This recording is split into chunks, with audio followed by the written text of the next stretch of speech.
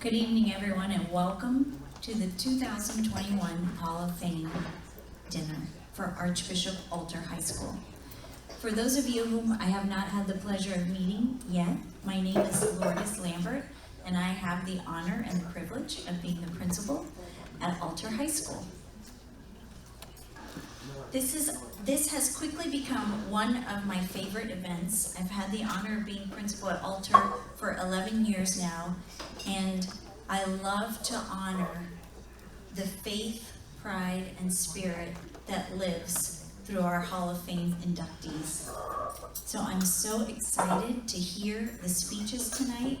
I love the camaraderie and the beautiful love and embrace that we've already seen among all of our inductees and their guests. It's such a community at Alter, and that lives through all of you. So welcome. If you will please join me in prayer as we start our dinner tonight. In the name of the Father, and of the Son, and of the Holy Spirit, amen. Father God, we come into your presence with thanksgiving and joyful hearts tonight. We thank you for bringing each of us here safely. Some of us have even traveled long distances just to be part of this evening. We thank you for this great gathering, and we thank you not only for Robin Blank and the entire advancement team, but the Hall of Fame committee who has worked so hard these past months in putting this all together. We thank you, Lord, for the great institution we call Archbishop Alter High School that has brought us together here tonight. A school where we learned to pray, play, study, and dream together. We thank you for this special night. Joyfully, we are assembled once again as Alter Knights to remember happy days and refresh our friendships, a time to catch up with one another, and a time to celebrate the wonderful years you gave us together. We ask that you bless our time tonight, Father, and may this be yet another example of the care that we have for one another as we come together as knights forever. Bless the food to the nourishment of our bodies, and bless all of those who prepared it, those who will partake of it, and those who will serve it. And now, Father, in the name of your Son, Jesus Christ, and in the power of your Holy Spirit, we ask for your continued grace and blessings on our work, our families, our friendships, on all of those here tonight, and on those who were not able to attend. We submit the next minute to you in silence, Lord, in remembrance of each of the Alter Knights who have gone on ahead of us and who now can only be held in our memories and are forever joyfully held in your loving embrace.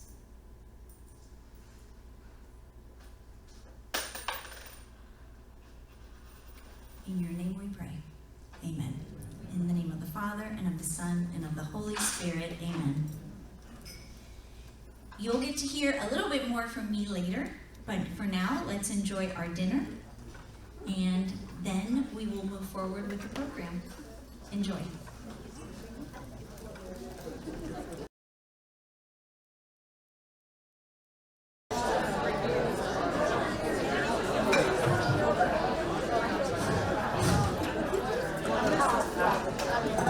Ladies and gentlemen, it is my pleasure to begin the induction ceremony. So welcome, Alter Knights. We are so excited to finally be able to celebrate this evening with all of you and induct our esteemed alumni. I'm Robin Blank, and I serve the role as Advancement Director for Alter. And although I am new, I have worked in development, in the development capacity for a number of years, wearing numerous hats, as we often do in a Catholic school. So I am honored to have the opportunity to be part of this wonderful community, and I look forward to being able to meet each of you individually. So we have many special guests in the audience tonight who previously earned distinction as members of Alter's Hall of Fame. Their presence tonight demonstrates support of their alma mater, and the integrity of the Hall of Fame process. As I read the names of our previous athletic and distinguished Hall of Fame inductees, please stand and remain standing until all are called. Darlene Saylor Braunschweiger, Norm Brinkman, Willie Bruns, Carrie DeMange, Coach Ed Domsites, Joe Foki, Chris Hart, Carol Nicolai, representing the late Tom Nicolai, Coach Joe Petroselli, Tim Quinn, Jim Peters, Jim Seawee, Mark Tooney, Gary Trick, Paul Zimmer, and inductee himself and representing his late wife, Maggie Trainer Zimmer. Can we please give a round of applause?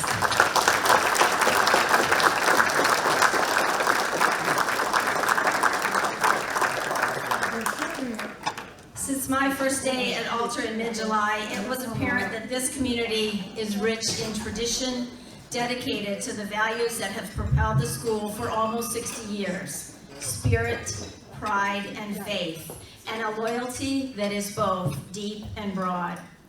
The accomplishments of Altar students, whether in the classroom, field, stage, or community, are simply remarkable, and that pattern of success continues beyond Altar as our alumni become innovators, leaders, and experts in industry, medicine, civil service, the arts, education, and more. There is something special here, and it is evident wherever you find Altar Knights. You are the byproduct of Altar High School, and your collective experience as a Knight helped define you as an adult, and those adults involved with Altar, your teachers, coaches, administrators, alumni, and friends, were all champions for you. Please know that you are now a champion to a current student. In your presence and involvement at Altar, to be known and seen can have a profound influence on our youth. I ask for your continued involvement with Altar. The doors of your alma mater are always open to participate in ways most meaningful to you. So, without further ado, I would like to introduce our MC, Norm Rich, faculty and orator extraordinaire. Please welcome Norm as he begins the induction ceremony of this Hall of Fame class of 2021.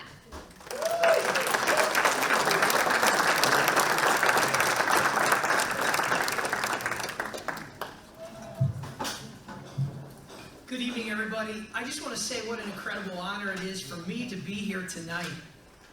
To honor 5 individuals and 2 teams who have maintained excellence, that spirit of Altar excellence. Tonight, there are people who will be inducted who've achieved great things in athletic, career, and theater, in serving others. And I want to welcome all of the family and friends who have come here to support them. But I think, as we all know, that the foundation of excellence often has its foundation in much more, in things like personal integrity. Tonight's nominees are not just credited with accomplishment, but with leadership, hard work, service to others, and influencing people through their own talent to want to be the same. The inventor John Hayes Hammond once said that character is the real foundation of any worthwhile success. So tonight, let us celebrate these Hall of Fame inductees who have demonstrated this success in their own lives. Mary Ellis is from the class of 1980. She is a professional actress, singer, and voice teacher in New York City. She has performed on Broadway in shows like The Phantom of the Opera, The Music Man, The Scarlet Pimpernel, Steel Pier, and She Loves Me. She was in the original Toronto company of Sunset Boulevard with Diane Carroll. In 2019, she toured nationally off-Broadway in the production of Anastasia, and she also toured internationally in Paris, in Vienna.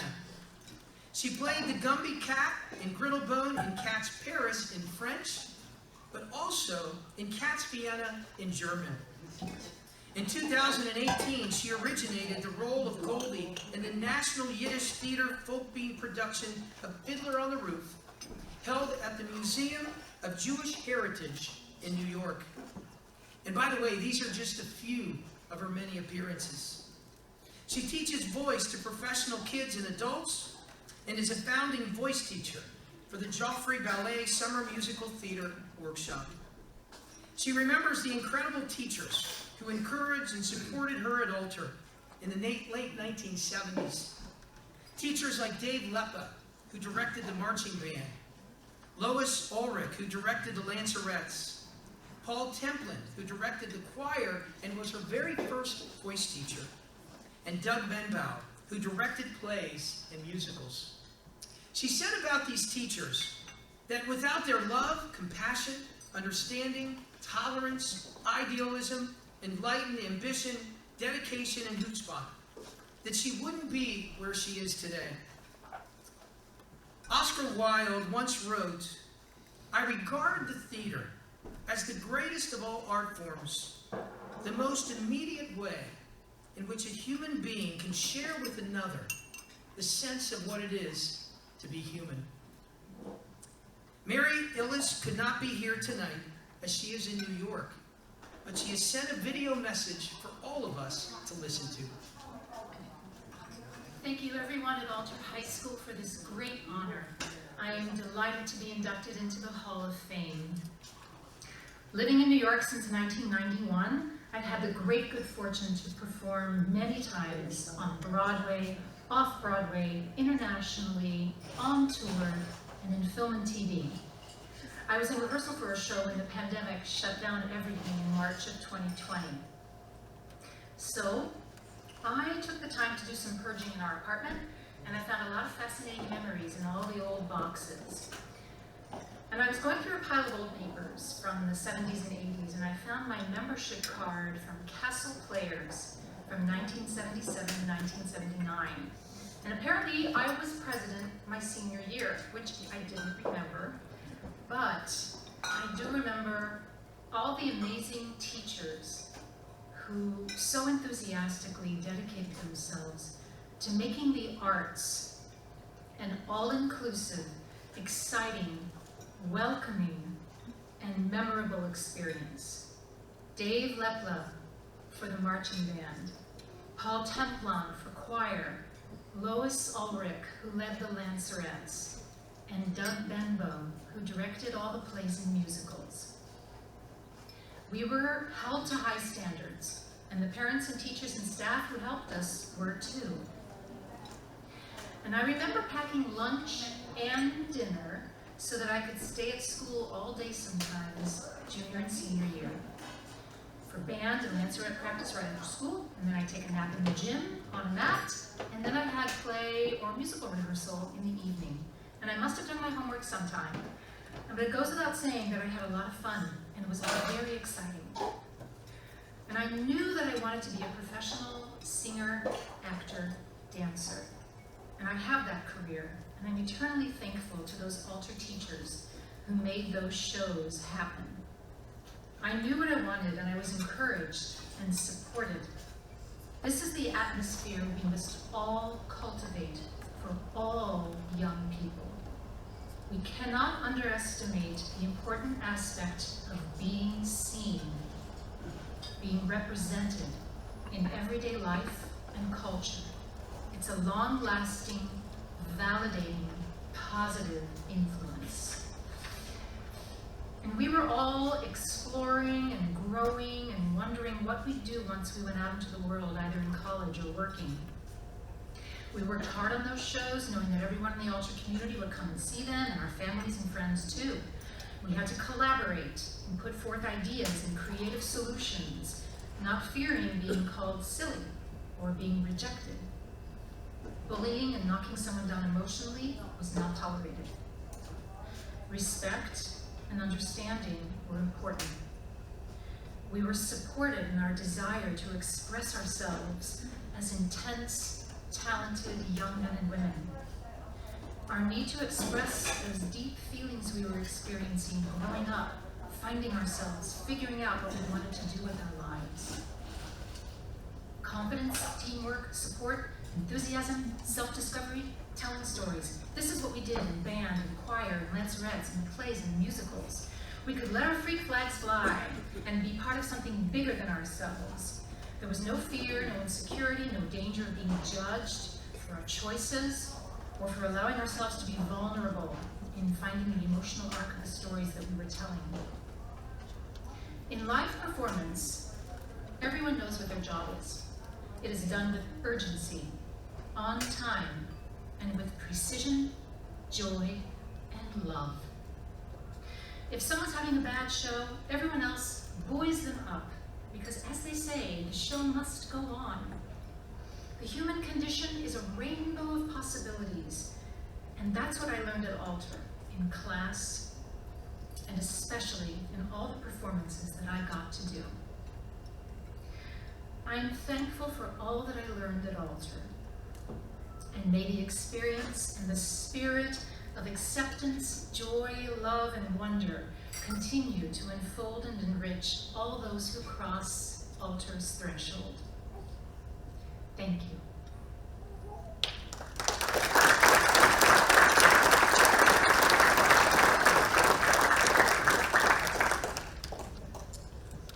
Athletic alumnus T.J. Polking. T.J. Polking would tell you that he had average ability as a student and as an athlete. And after reading some of the letters, many would say he's being humble, but others would say that he could take any ability and make it great with his work ethic. The start of his freshman football year at Alter High School ended early for TJ, as he broke his right leg 2 days before the first game, missing the entire season. But determined to succeed, he worked his way to a starting position on the defensive line by beginning of his sophomore year. As a 3-year starter, he earned honors as the most valuable defensive lineman his junior and senior seasons, finishing his career with 203 tackles, 37 tackles for loss, and hits that led to 4 fumbles. He was a team captain his senior year and was the first player to make the Order of Excalibur Club when it originated his junior season. He led the Knights in fumble hits, recovered fumbles, and hits behind the line of scrimmage. He also set the school bench press record and was selected to play in the North-South All-Star Game. TJ continued his studies and earned a football scholarship from the University of Louisville, where he played linebacker for the Cardinals. But once again, his career was cut short after a knee injury his junior season.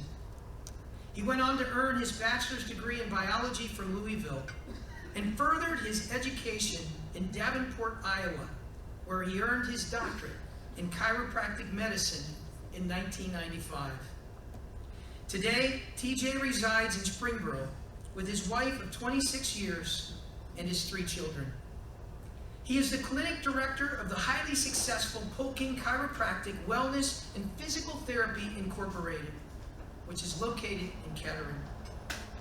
One of his nominators said this: he was a gentleman on and off the field, always supporting those around him. He always worked hard, and he is a great role model for any athlete today. It is my honor to introduce to you Dr. T.J. Polking.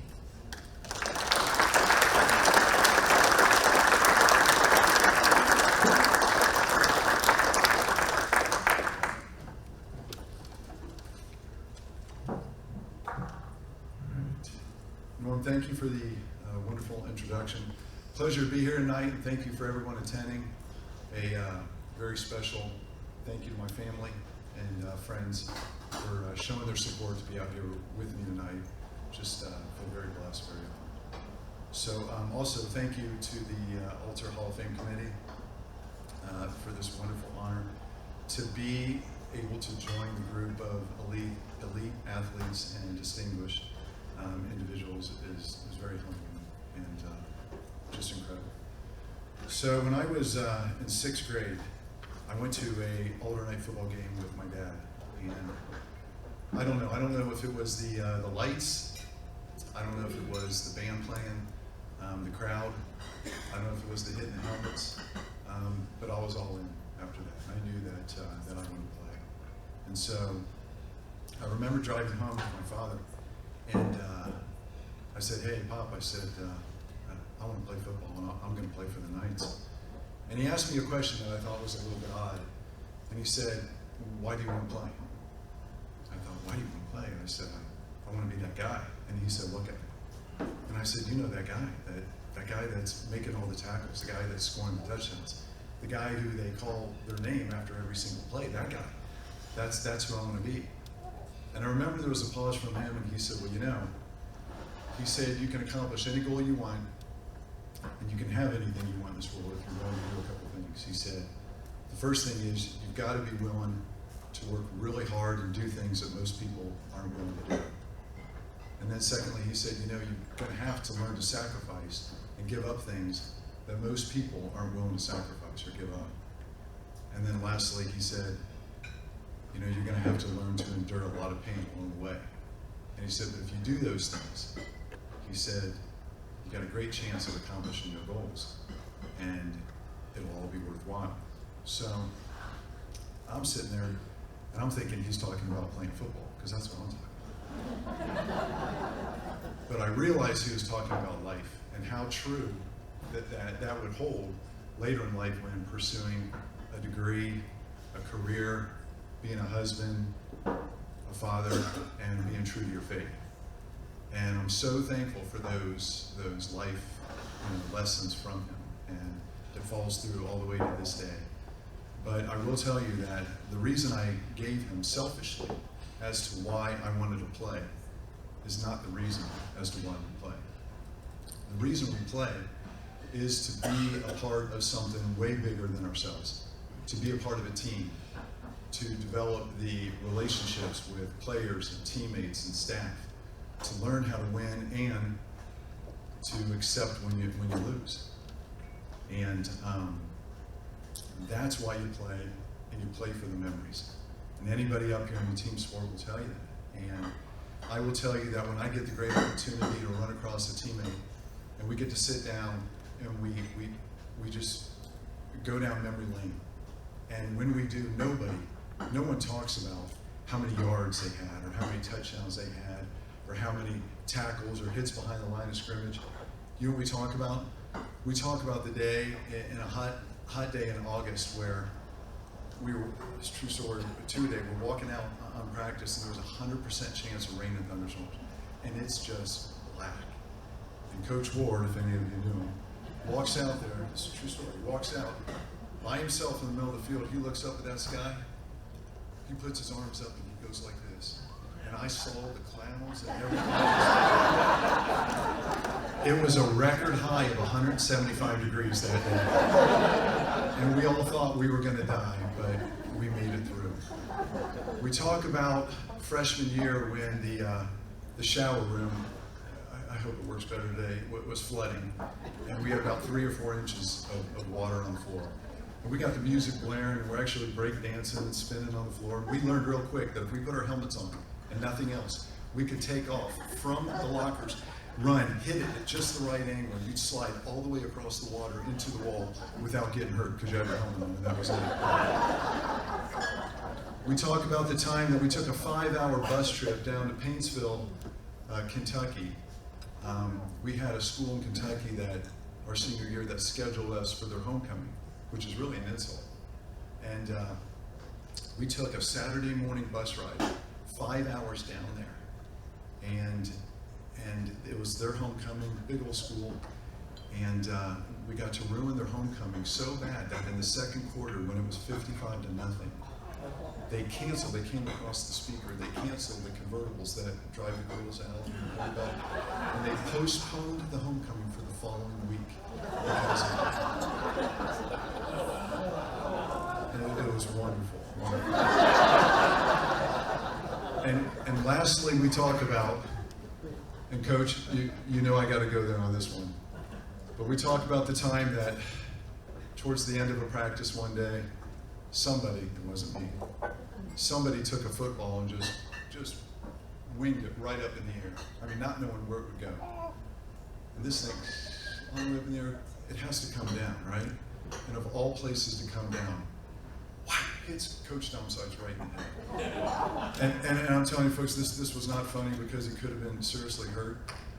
But when we found out he wasn't seriously hurt, it was pretty funny. And Coach, you remember that?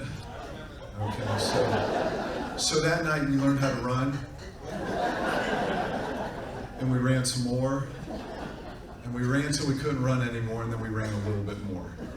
But that is the reason why we play the game, for the memories. Not individually, selfishly as a sixth grader, but as to why we do that. And I'm so thankful for the memories.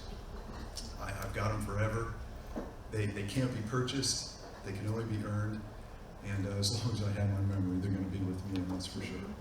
So I couldn't be here tonight and accept this great honor if it wasn't for a few influential people in my life that I'd like to thank. So first off, my coaches and teammates for the great leadership and the great people that I got to play next to that did their job so I could do mine. And I'll never forget that. To my mother for always... She was more concerned that I had the cleanest uniform before every game than she ever did about how many tackles or sacks or anything I would make. And for always having a hot meal for me when I got home at night, way after dinner, always making sure that it was ready for me. So thank you, Mom. Again, for my father, for the life lessons, all his support, and for always reminding me that whether I believed I could do something in life or if I believed that I couldn't, that I was right on both. And to my position coach, Mike Neiswanger, who took a chance on me my sophomore year. I came into the season, I'd only played linebacker for the years of football before then, asked me to take a chance to come over and play for him at defensive end. I knew nothing about it. I told him I knew nothing about it, and he said, if you trust me, he said, I'll show you how to play the game. And I did. I don't know why I did trust him, but I did. And I will tell you one thing about Coach, and that is this, and I'll never forget this.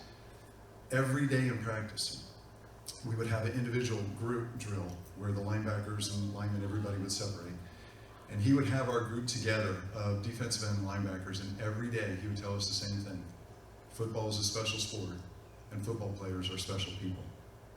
And let me tell you, when you're 16, 17, 18 years old, and you got a coach that tells you every single day of practice that you're special for 3 years, you start to believe it. And when you believe that you're special to that person, you'll do just about anything for them. So, thank you, Coach.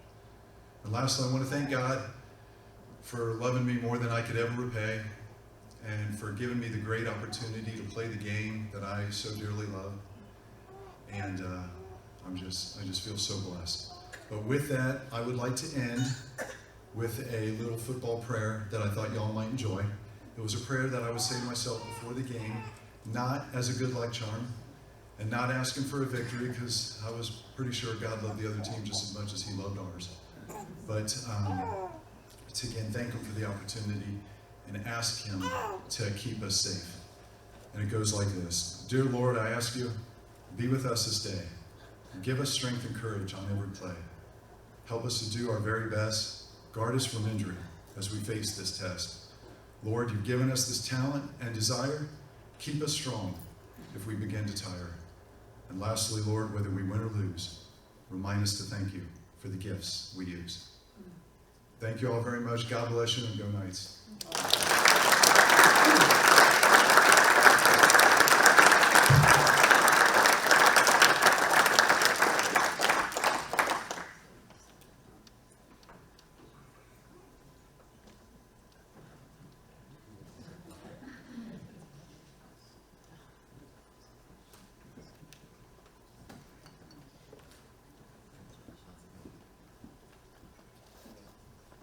DJ, thank you very much. What a great message. Thank you very much. In an interview, Michael Jordan once said that talent wins games, intelligence and teamwork wins championships. Tonight, we are honoring two volleyball teams that proved Michael Jordan was right, as they won back-to-back state championships. Coming off the 2001 season, the Alter girls volleyball team lost to the eventual champions Roger Bacon in the Division II regional finals. The Knights had been stopped short of their biggest rival in Division II that year, but they were not going to let that happen again. Led by their legendary coaches, head coach Tina Jasinowski and assistant coach Renee DeGraff, the team embarked on a quest to take Alter volleyball all the way, a feat that had not been accomplished by an Alter volleyball team in the 28-year history of the state volleyball championships. Fueled by senior Jenna Miller, 8 junior standouts, including Allie Hosfeld and Carrie DeMange, and 2 sophomores, the Knights were determined to embrace an attitude of no fear. In fact, that was their team motto that year, a motto that would live in their hearts and give them courage to finish their journey. The team worked hard, and they formed a strong chemistry from the start of the 2002 season. The Knights had an unstoppable front line, and they terrified opponents. But they also had a well-rounded supporting cast that made for a strong defensive and offensive combination that was hard to beat. In October, they were victorious over their rival Roger Bacon at home after fighting back from a near impossible deficit. The Knights cruised through the sectionals, and they won the district. And heading into the regional final, they had a clash once again with their rival. But 2002 was a different story. The Knights defeated Roger Bacon to earn their first trip to state. Cruising into the Nutter Center, the Knights defeated Norwalk, and they made history in the state final by defeating the undefeated West Holmes by the largest margin of victory in tournament history. They beat them 15-1 and 15-0 in 33 minutes. And I'm sure there are a lot of people wanting the money back for their tickets. It was a memorable year with a historic group of women who were destined to repeat. After the historic state championship run in 2002, the Alter Knights had lost only one senior, and they were ready to defend their title. Finishing the regular season with a record of 27-2, the historic senior class was ready to repeat the feat, along with a talented group of underclassmen who were ready to follow in greatness. Not only were the Knights known in the state of Ohio, but they were known nationally as the 10th ranked team in the nation. They easily cruised through sectionals, districts, and they conquered Roger Bacon in the regional Final Four for the second year in a row, and for the third time that year. A familiar foe was waiting for them at the state finals in West Holmes. But once again, the Alter Knights defeated them handily, 15-3 and 15-11, to win back-to-back state titles. The final game was led by senior Carrie DeMange with 20 kills and 3 blocks, and Allie Hosfeld with 27 assists and 3 kills. Both would go on to have stellar careers for Duke University. So girls, I'm going to ask you if you would stand at your tables for now as I read off the names of these championship teams. With the following members of the 2002 state championship volleyball team, please stand as I call your name. Carrie DeMange, Lucy Phoebus Jacobs, Nikki Kelly, Tracy Walterbush, Amy Wetterau, Lindsay Lusty Benjamin, Allie Hosfeld, Mandy Roby LaRue, Cassie Perando, Jenna Miller Roberts, Catherine Gabriel Shannon, and Marianne Hine Huddleston. And of course, coaches Tina Jasinowski and Renee DeGraff.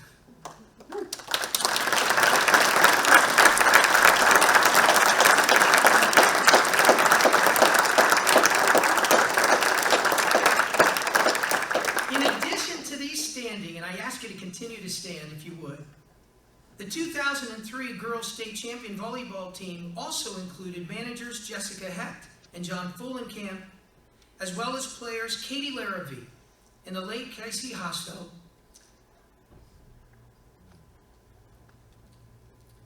whose memory will live forever in our hearts. Can we give them also a round of applause?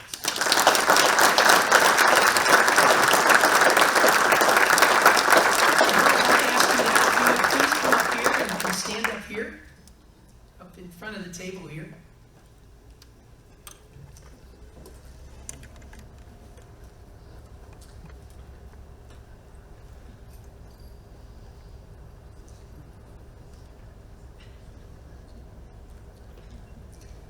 So the state championship volleyball teams of 2002 and 2003 were unprecedented, and their back-to-back titles have not been repeated to this day.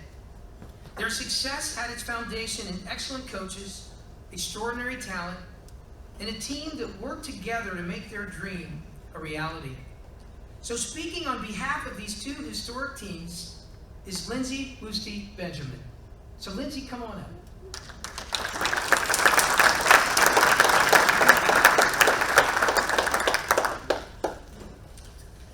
Hi everyone. My name is Lindsay Benjamin, and I'm speaking to you on behalf of the 2002-2003 women's volleyball teams.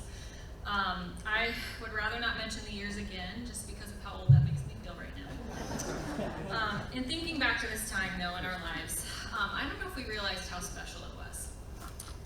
We were so lucky to have so much going for us. We had a motivated, really talented group of players. We had fantastic, dedicated coaches, and a rock star supporting staff that included managers, parents, grandparents, siblings, and even just amazing fans, which we could tell you stories about, that without any of these components, we would not have been able to succeed. I have so many fond memories about this time looking back, but one that it sounds like we've already talked about, but stands out to me, is just that inborn utter hatred for Roger Bacon. So for those that don't know, I know we've kind of talked about it.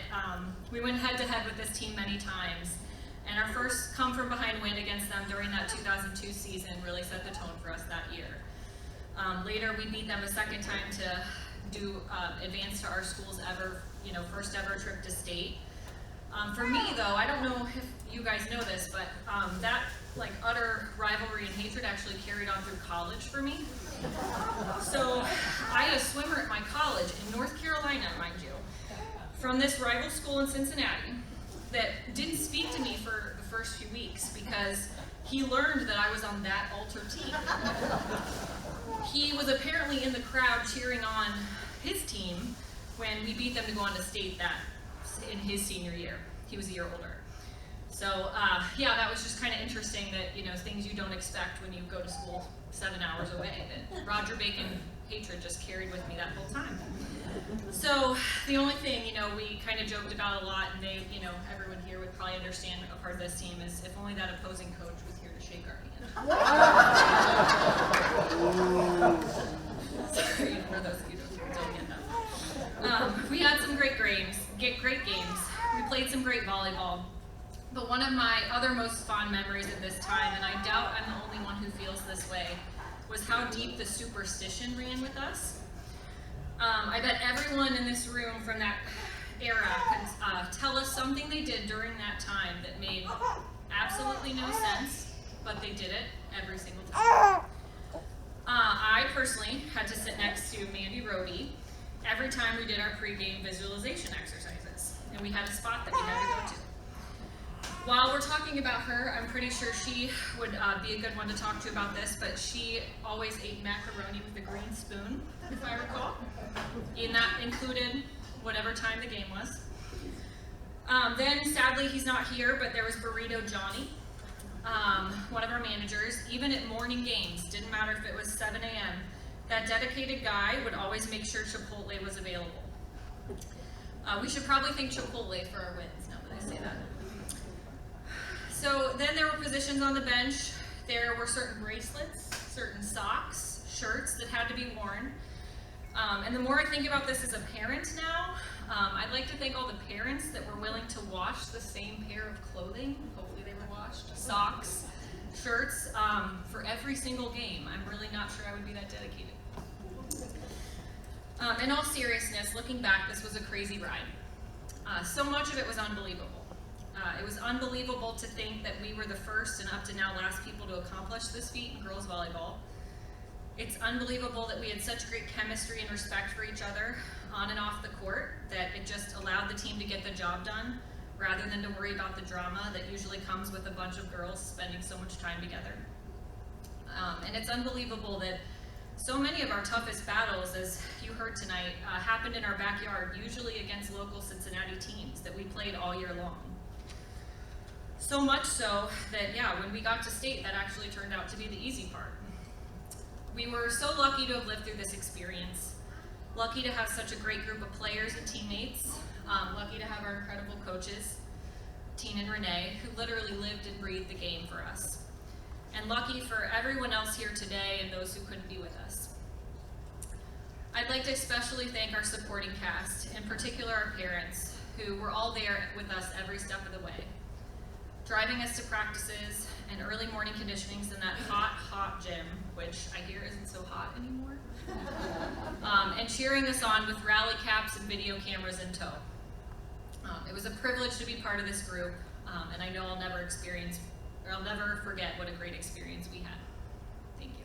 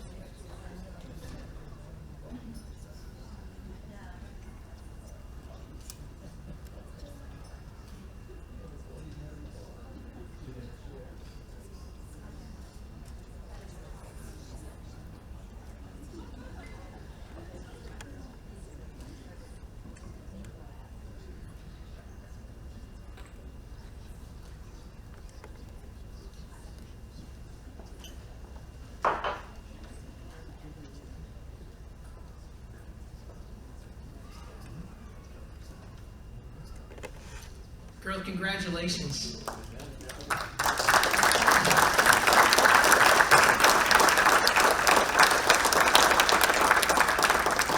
want to tell you, they were really an incredible group of girls. 2003 was my first year at Alter, and I had the opportunity to have many of them in class. And I'll tell you what, integrity and character can win championships, and they certainly did that. A graduate of the class of 1979, Stephen Fortson was a 2-year varsity starter in football and wrestling. As a football player, he received the Most Valuable Player in 1977, the Most Valuable Player in 1978. He was a 2-time All-League player and first-team All-Area, with his greatest honor as being named an All-State Honorable Mention defensive lineman. Stephen accepted a scholarship to play for the University of North Carolina at Chapel Hill after graduating from Alter in 1979. While at UNC, Stephen started 2 years on the defensive line, and he helped the Tar Heels win 4 straight bowl games between 1979 and 1982.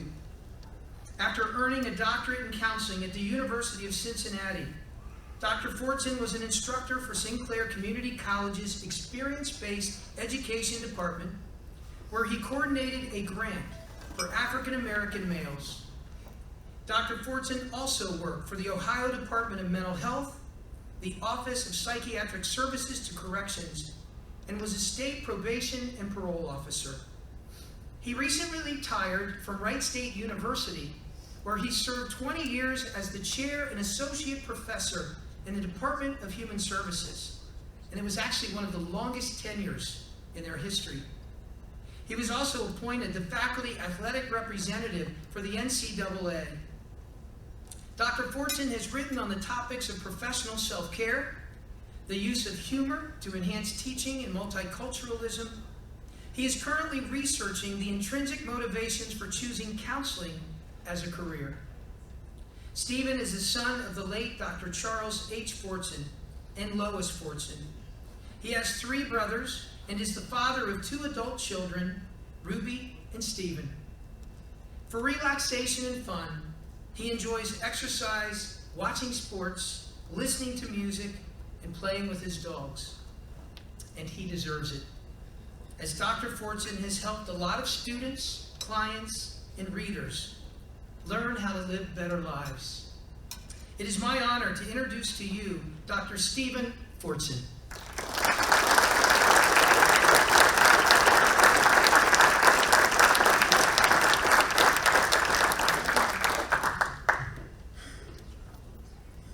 Wow, I can't believe I'm actually even standing here today. I want to thank all the people in my life that have put me in the position to enjoy this moment. I want to also thank my mom and dad, Lois and Charles Fortson, my brothers Chuck, David, and Gerald, my adult children, Stephen, Bruce, and Ruby Deanna, and also my stepson, Russell Love, and also my former coaches, some of whom are here today, teammates, some of whom are here today, teachers, some of whom are here today, and everyone else who cared. I never thought I would be standing here today to be inducted in Archbishop Alter's Hall of Fame for football.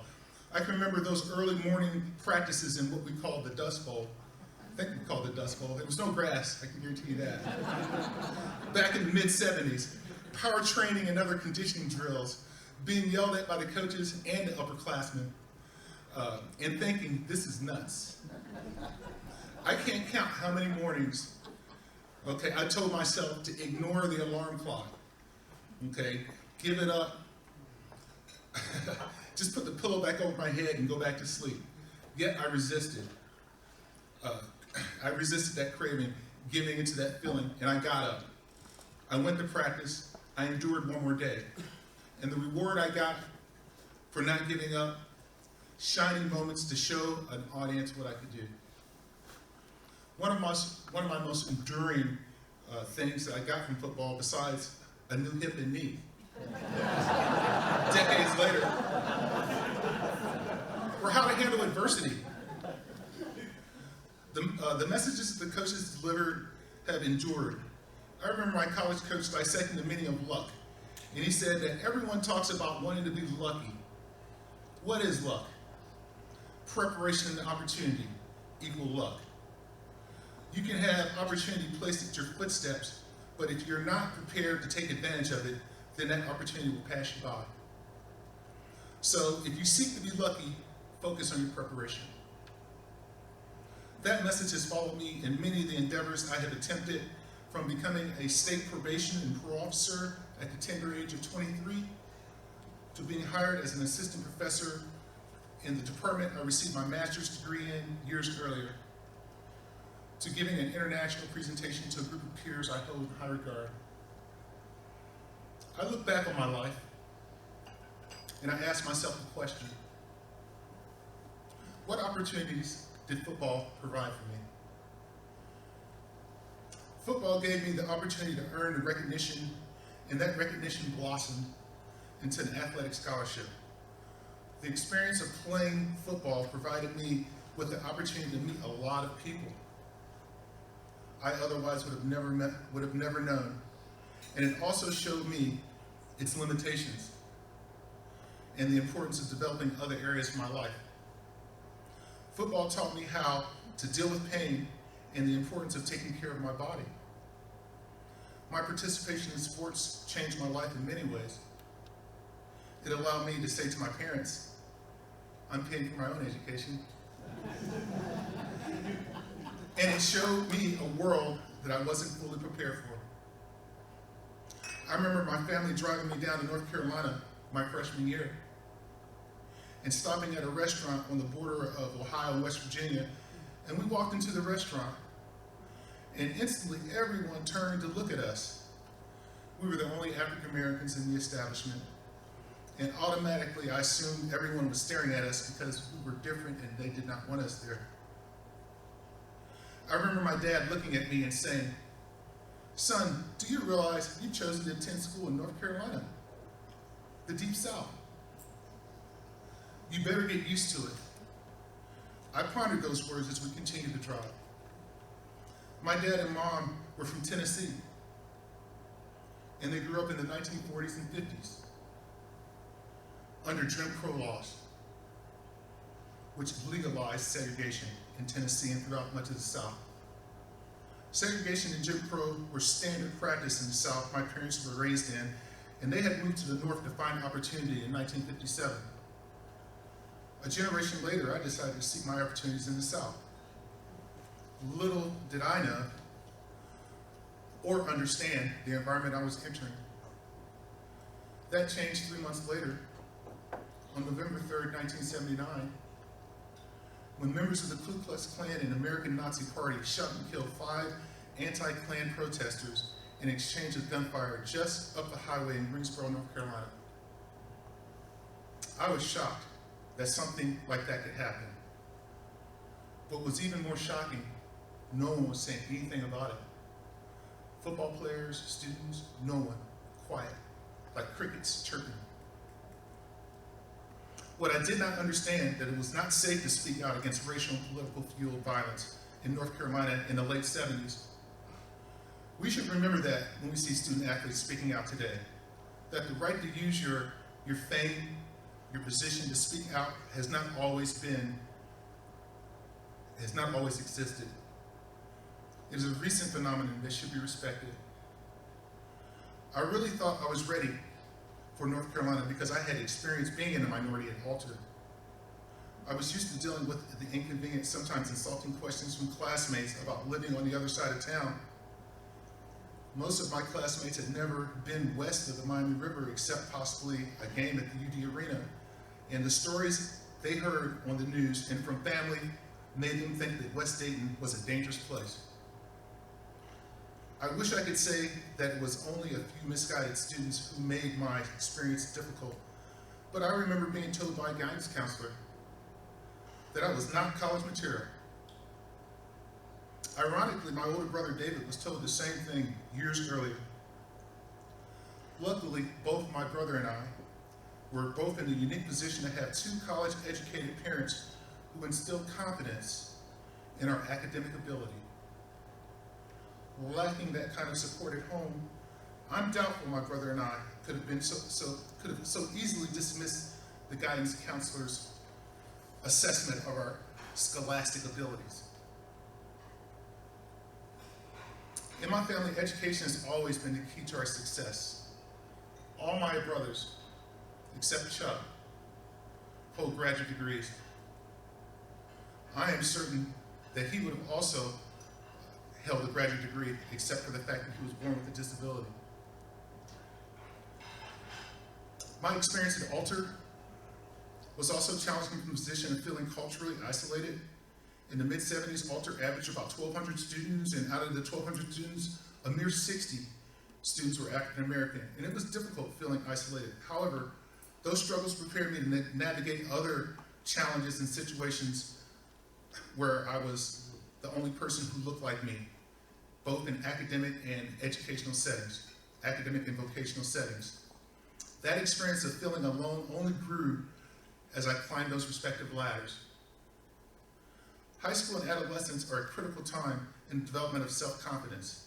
As educators, we must create environments where all students are encouraged to pursue their dreams, and in situations where injustice occurs, speak out.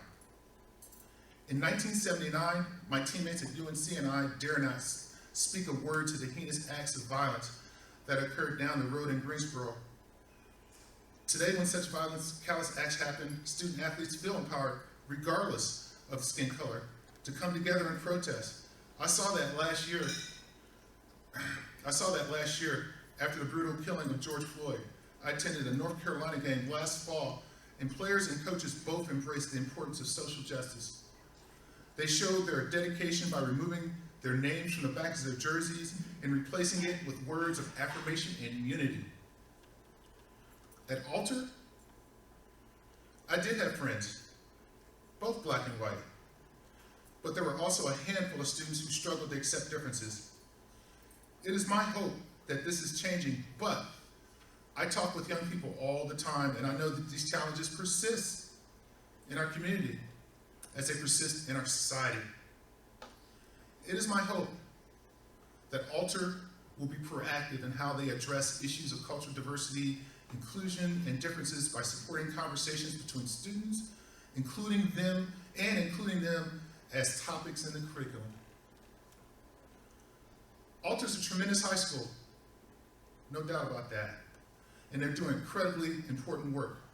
And Alter education has always been about excelling both inside and outside the classroom. I'm proud to call myself an Alternite, and that Alter was the place I was introduced to all the possibilities my life might bring. Athletics and football played an important role in building the foundation that would springboard me both professionally and interpersonally. However, without appropriate attention to the other areas of my life, like education, I would not be standing before you. Always remember, athletics is a vehicle that can transport you to a better place, but once there, you must be prepared for the opportunity that follows. Live long and prosper, and thanks again for this amazing recognition.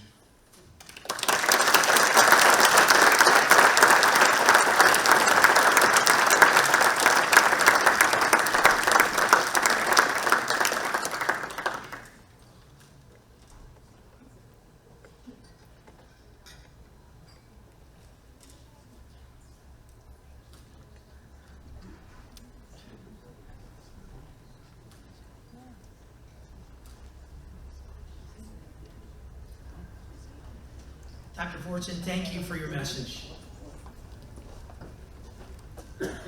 Distinguished alumnus Greg Merrill graduated in 1969. His pursuit to be an engineer began his junior year at Alter when he gained employment at a small engineering firm. After graduating from the University of Dayton, Greg spent 37 years serving the public in a variety of places, including Troy, Ohio, Fort Wayne, Indiana, and Montgomery County. As a licensed engineer, Greg was the lead engineer for projects that are too numerous to mention, but often included sanitary, sewer, and water system improvements. While serving Montgomery County, Greg became the director of the Montgomery County Environmental Services Department, overseeing a budget of $105 million in annual operating funds and managing 320 employees. Some of his many nominators said this: Greg never made you feel like he was the boss, rather that we were working together as a team. A nominator said that he would stop by to check on us, the construction crew, so that he could thank us, especially when we were working all night. Another said he asked about our kids and he took an interest in our lives.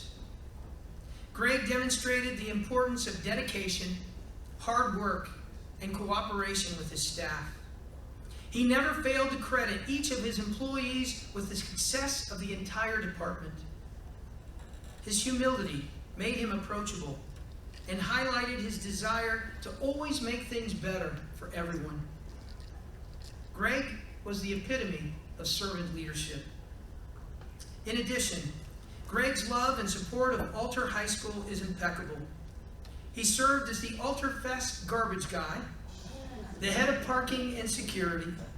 He's a long-standing chair of the Gridiron Greats and served as booster president. He is an active member of Our Lady of Good Hope Catholic Church and the American Public Works Association. Greg chose life of public service to assure that he could spend valuable time with his family. Greg and his wife, Ann, have 2 Alter graduates, Griffin from the class of 2001 and Hannah from the class of 2004. And both, by the way, received the outstanding seniors of their class. He is also the grandfather of 4 grandchildren, and perhaps herein lies his greatest contribution: being a dedicated and loving father, husband, and grandfather. To quote his daughter, "My dad is a role model for me and many others. By his own example, he guides and inspires us to be our best selves." Ladies and gentlemen, Mr. Greg Merrill.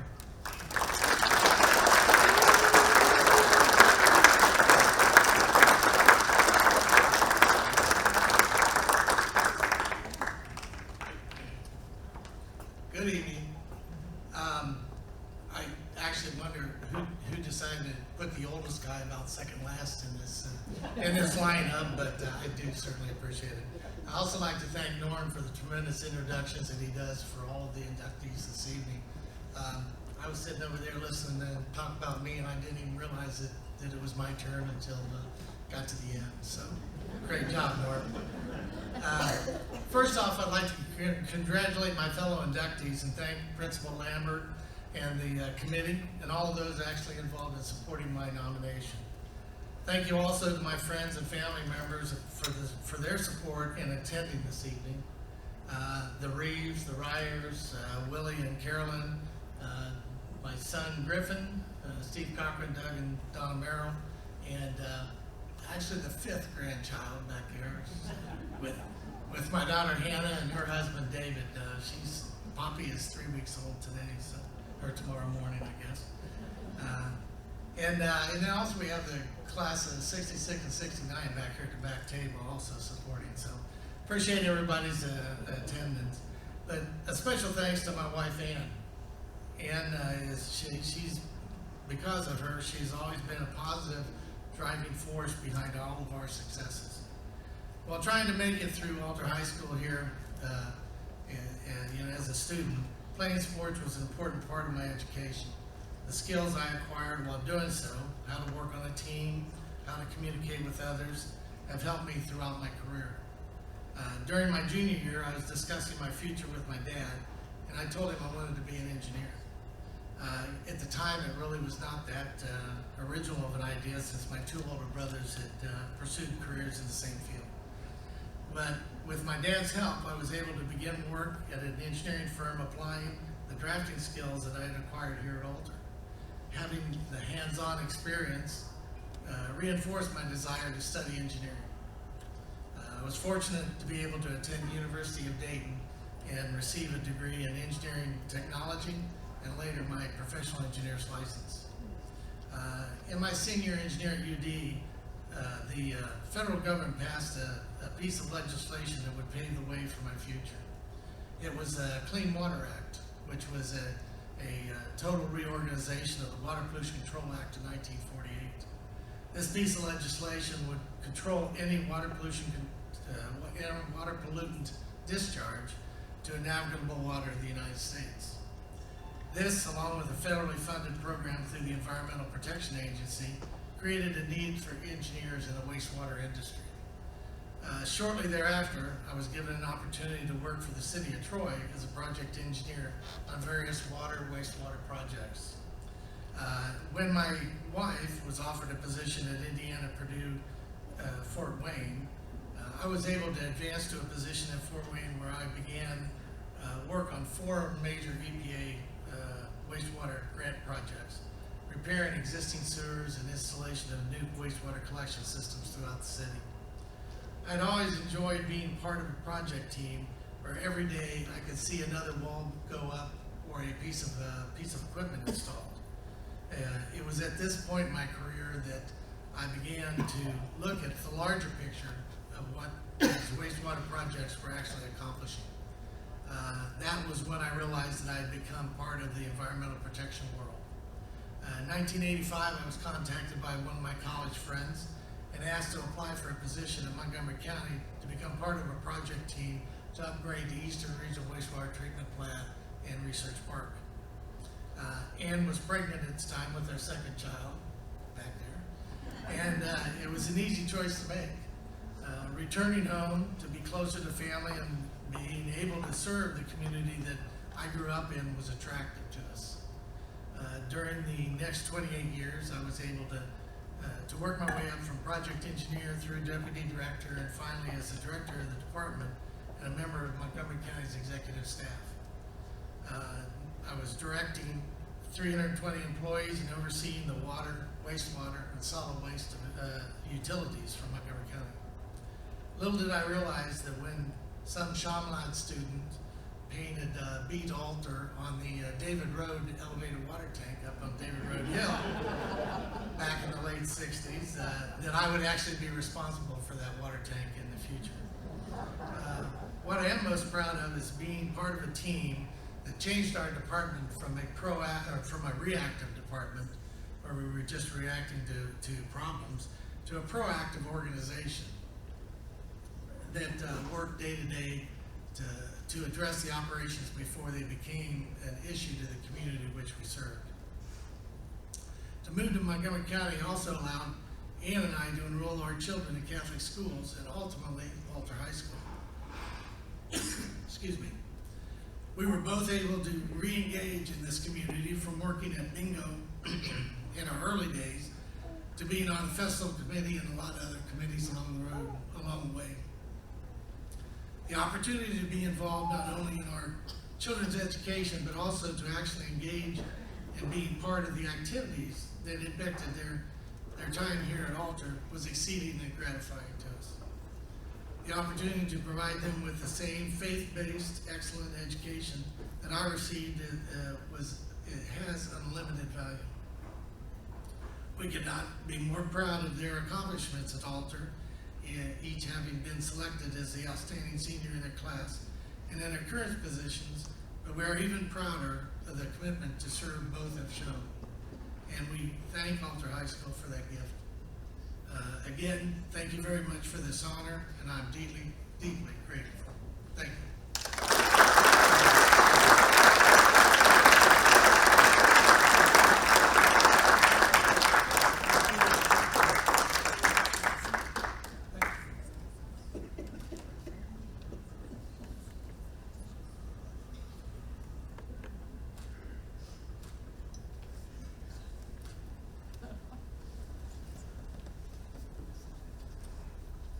Greg, thank you, and thank you for all you do for Alter High School.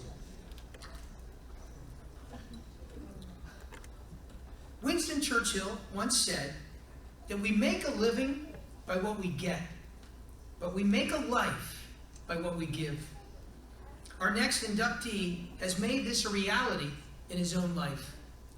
Joaquin Hidalgo had a successful 27-year career with the world's most prominent sports brand, Nike. He feels fortunate to have been able to match his passion for business with his passion for sports. As the former president of Nike North America, Joaquin managed Nike's commercial operations for its largest business around the globe, leading the North American market to contribute over $1 billion in revenues per year. Prior to his last role as president, he served as the Global Chief Marketing Officer, as well as the Global Vice President of Soccer, where he earned the Nike Bill Bowerman Award in 2002. And this was an award given to the top employees at Nike. Joaquin also served as the Vice President and Global Brand Director of Nike Football. He was the Vice President of USA Marketing and Brand Management and the Vice President of Global Marketing and Brand Management. Joaquin played varsity soccer at Alter, where he made a lifelong friends, lettering his sophomore, junior, and senior years. During his senior year, the Knights were the Southwest Ohio sectional champions and the district runner-up. During that fall season, he was also named to the All-Greater Catholic League team, and he graduated from the University of Dayton School of Business Administration with a degree in marketing. He also played Division I soccer at the University of Dayton. Upon graduation, he worked for IBM in sales and product marketing for 6 years prior to making the career move to Nike. Joaquin remains involved with the University of Dayton Business and Administration and their athletic programs to this day. He recently funded and built the state-of-the-art Hidalgo Team Lounge for the men and women's soccer teams on campus. In 2019, he's recognized by UD with the Distinguished Alumni Award for for his work and contributions to the university. In October of 2015, Joaquin joined the National Board of Directors of the Make-A-Wish Foundation. He remains an active board member today, leading the marketing and outreach efforts to fund the wish of every critically ill child in the United States. As a seed investor, he also recently established the first Sports Wish Fund, focusing on making sports wishes come true for critically ill children.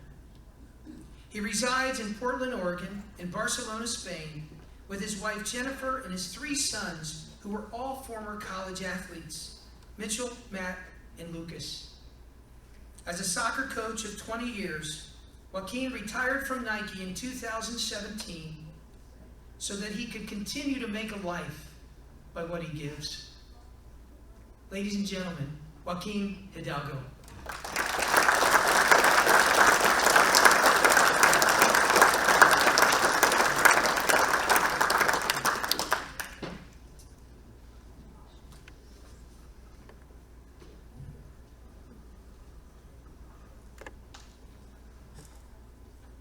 Good evening to everyone. I want to thank Norm for the thoughtful introduction. Thank you, Norm. I also want to thank Lourdes, the faculty, the alumni, the nominating committee, and the entire Alter family for this special recognition. Finally, I want to congratulate all past inductees, especially those that are here with us tonight, as well as my fellow new inductees. Congratulations to all of you. Joining me tonight are my 93-year-old mother, Maria Hidalgo. I love you, Mom. We can applaud for my mom. And my brother, Al Hidalgo, who is also an Alter grad, 1981. They both actually reside here in the Southwest Ohio. I actually reside in Oregon. I know that's going to be taken the wrong way. I'm actually a lifelong Ohio State Buckeye fan. And it was good to be back in OHIO and not hear the antagonizing reminders from the Duck fans back in the state of Oregon. It's great to be back in my hometown of Dayton. I grew up about 5 minutes from the University of Dayton and Holy Angels Grade School. While I was in the in the 8th grade at Holy Angels, 3 very significant things happened in my life. First, Holy Angels decided to field a soccer team. I played all sports growing up: baseball, basketball, football. I'd also played street soccer when my family would take us on vacations to Spain in the summertime, as did my brother. So having a soccer team for the first time at Holy Angels, I kind of became the de facto star. He was too young, and the rest didn't know what the hell they were doing.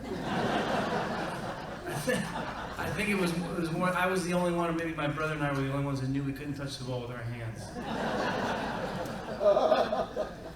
Secondly, the same year of 1975, my mom took me to Tuffy Brooks Sporting Goods in the Town and Country Shopping Center. I don't know how many of you can remember Tuffy Brooks, but it used to be where the current Trader's Joe is, approximately. But she took me there, and I bought my first pair of Nike shoes. They were the Nylon Cortez in navy blue and white. I had never seen anything like it or felt anything like it, and I immediately fell in love with the Nike brand and figured there was some way in my life that I could connect with Nike. And the third significant thing that happened during my 8th grade year was that my mom and dad, God bless you, Dad, decided that they wanted me to attend Alter High School. It was a game-changing moment for me. They even moved our family to Centerville. They chose Alter because of its academic excellence and its Catholic foundation. I also wanted to go to Alter because it was one of the few high schools in the area that had men's varsity soccer. Steve would probably remember that.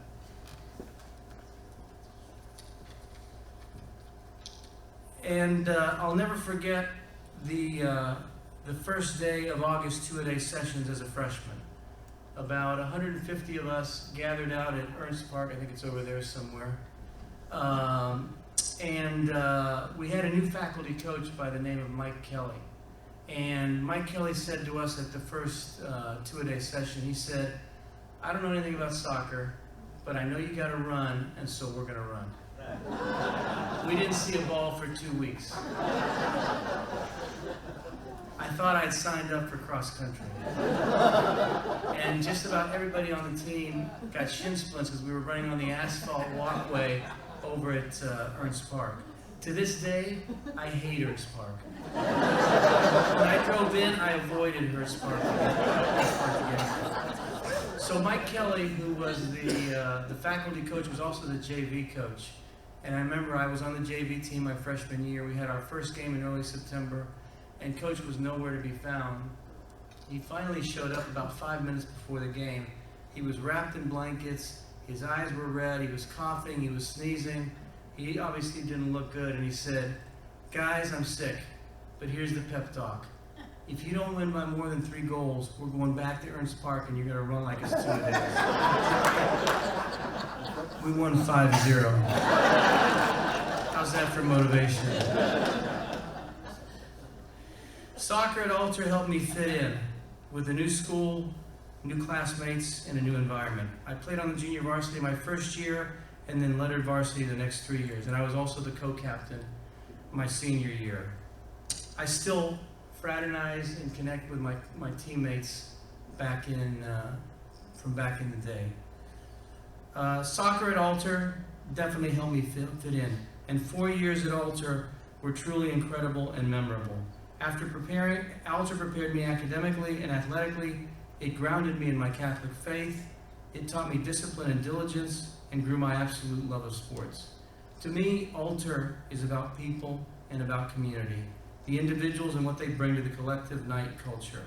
There were many memorable teachers and coaches, people like Mr. Troha, Mrs. Niekamp, and Mr. Ward.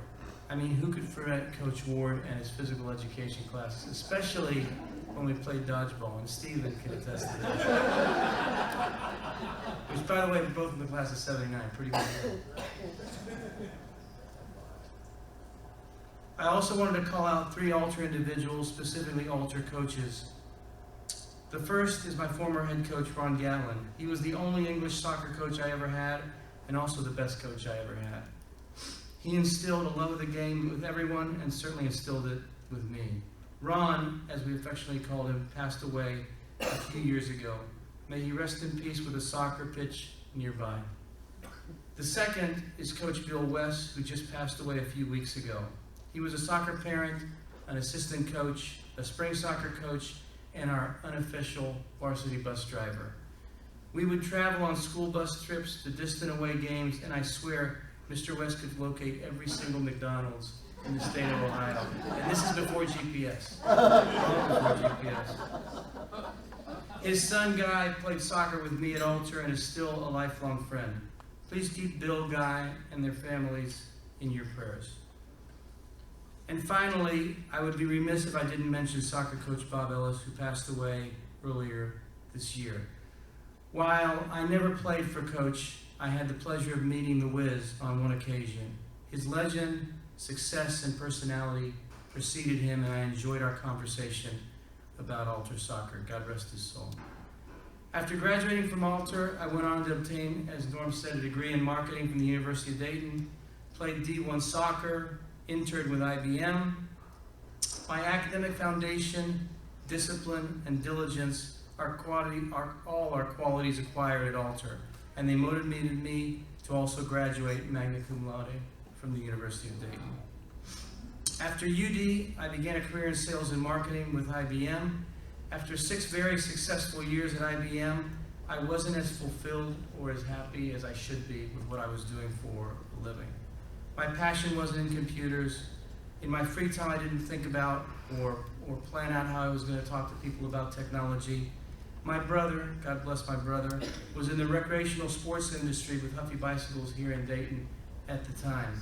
And he said to me, you need a career shift into sports. It was an epiphany moment. Thank you, my brother. Like I said, it was an epiphany moment, and I made a commitment to myself to pursue my sports passion. I was relentless in my search, and 7 months later, I joined Nike, transforming my career and my entire life. I have a personal mantra and guide which has served me well. It states that passion turns ambition into action. Passion turns ambition into action. Everyone can have ambitions in life, but it's being passionate and relentless and that ultimately creates action. And I maniacally applied that mantra during my career. This motivation led to a long career in senior levels at Nike. Norm mentioned some of my positions. I had the good fortune of working with some of the world's best athletes, creating some of the world's best marketing campaigns throughout my career at Nike. I feel fortunate to have made a living in the sports world. Alter High School was a huge reason that the passion became possible for me. Besides the tradition of academic and athletic excellence, also taught me about the spirit of giving back. And Norm mentioned the things that I'm doing with the Make-A-Wish Foundation, which is an incredible foundation for critically ill kids. But when I was deciding to retire from Nike, I said to myself, I want to give back more in the second half of my life than I got in the first half of my life. I don't know if it's a half, second chapter, first chapter, but you know what I mean. Alter has always been a part of my life experience. It has shaped who I am as a person. It has shaped my entire life. I'll tell the students at tomorrow's morning's assembly that passion, I believe, is at the core of who we are as Alter Knights. It's part of our DNA. So as Knights, I'll tell them to be passionate about their faith, be passionate about what they choose to study, be passionate about what they choose as a career, whether they're into the performing arts, the creative arts, science, engineering, business, and any other discipline. I'll ask them to let their passion turn their ambition into action, as I did. So it was an incredible privilege to study at Alter. It was an incredible privilege to compete in sports at Alter, and it is an incredible privilege to be part of this Alter community. It has been and always will be a passion and privilege to be an Alter Knight. Thank you very much. Go Knights.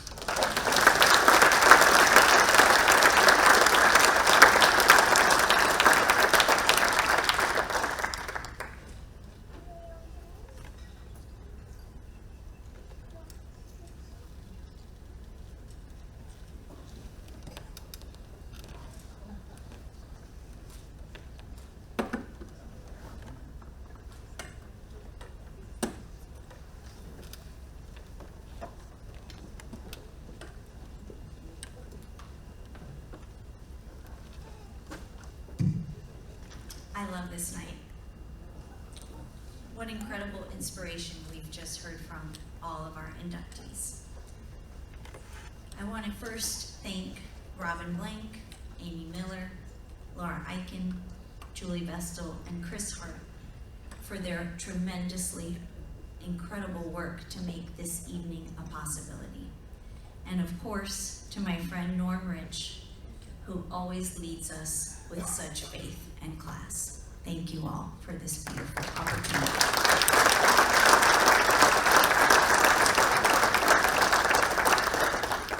As we close this evening, I always like to recap what our inductees have taught us.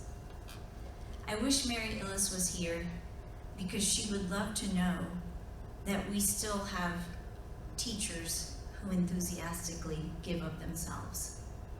Teachers who, over the past 18 months, have become my personal heroes for how they have educated our children in spite of the difficulties we have faced through this pandemic.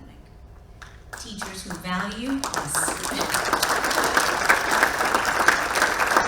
Teachers who value an in-person education led by faith. And I know that she would love to know that the show still goes on, but in a beautiful new conservatory of the arts, worthy of the talents that our students are producing. Dr. Polking, I want you to know that we might need you tomorrow night, so be ready. But that your father is indeed very wise. The triple threat is truly hard work, sacrifice, and resilience. And that has never been truer than in the times we are living in. I can't wait to remind the kids tomorrow that no matter what is happening in that locker room, they need to keep their helmets on.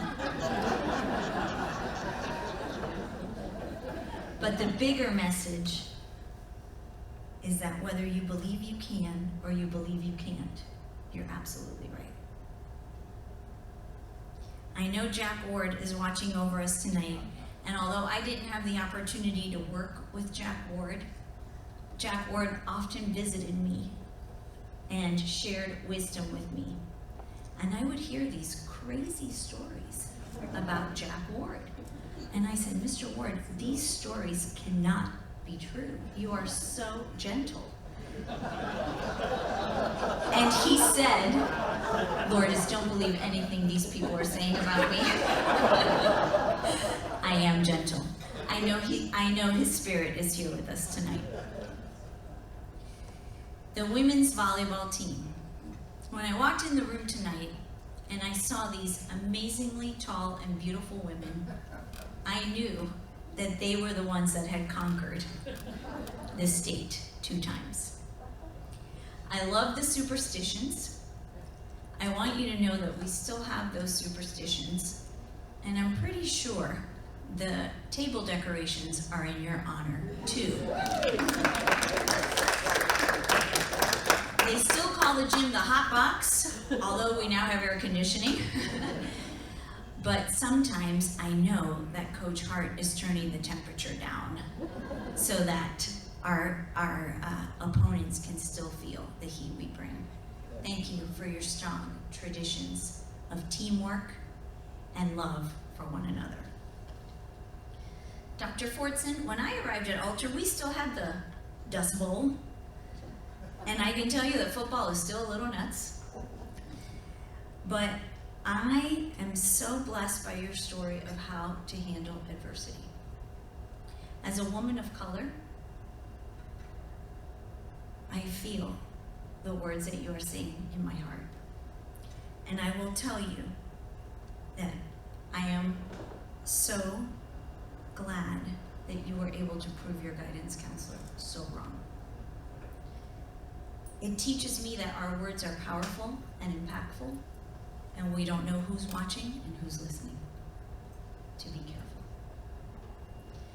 And I'm so happy that we are now able to speak out and speak up and stand up for one another. Our students will love your message tomorrow. Mr. Merrill, I will tell you that I've been blessed to work with you in a variety of capacities the last 11 years. You are truly a servant leader, and your commitment to serve not only Alter High School, but the community at large through your work is something inspiring to all of us. Thank you for sharing your spirit of service, and I know that you know that that spirit of service is alive and well at your school. And finally, Mr. Hidalgo. Thank God Holy Angels started that soccer team. That's all I have to say about that. Your message that passion turns ambition into action is one that I will not soon forget. I kind of see that on a t-shirt somewhere. Your spirit of giving back and your passion for Alter is something that tomorrow will be palpable in that gym. And I think it's so interesting that though you never played for Coach Ellis, you do share legend, success, and personality with him. Thank you for mentioning and honoring him tonight. What I love about this night is that it shows us that faith, pride, and spirit never go out of style. And that a great foundation is the key to success. I am so blessed to walk the hallways of Alter High School every day and witness God's love in action through our students. And I honestly can't wait to welcome you all home tomorrow. The band, the Lancerettes, and the cheerleaders are ready for you in a good old-fashioned pep rally style. And we may need you to lead the alma mater for us at the end. So get ready tonight, practice. because you'll be right there with the students. I thank all of you for being here tonight, and I am so honored to lead your high school. I am so honored to be at a time when education is uncertain, but that our faith in God remains the most steadfast thing that we all have. May our God bless you and guide you. And thank you for joining us this evening. Good night.